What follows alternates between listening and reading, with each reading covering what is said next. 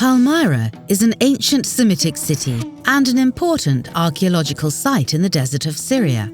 The city grew wealthy from trade caravans. The Palmyrians became renowned as merchants who established colonies along the Silk Road and operated throughout the Roman Empire.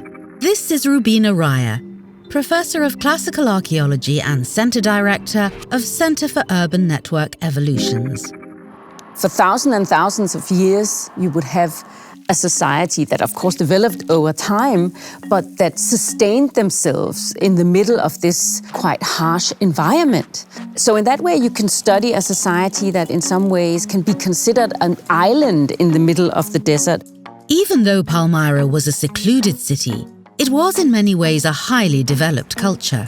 We know that Palmyra is potentially the only bilingual city in the Roman Near East. It was a society with a lot of visual culture in the public spaces, amazing temples, statues of the elite of Palmyra, which were standing on the main streets, honorific statues where people were being honored by their society. So it definitely would have been a hub where you could have encountered a lot of different artistic styles.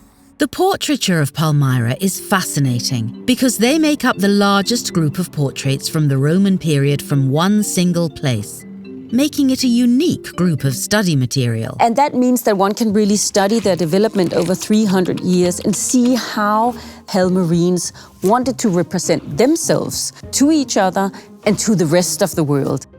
When we talk about ancient portraits, we have to be aware that these were sort of the social media of antiquity, so to say. It's a snapshot in time of how you or how your family wanted you to be seen, either while you were still alive, if it was a public statue, or when you were dead, if it was your funerary portrait. It was an important medium.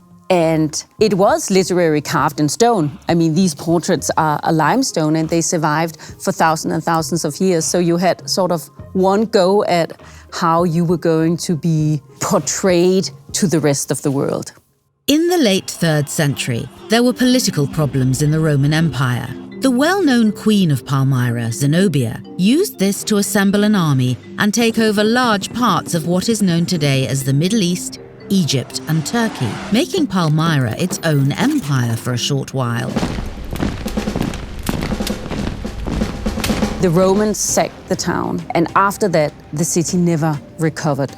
But there was still a smaller settlement that lived on through late antiquity, the early Islamic period, and up through medieval and modern times.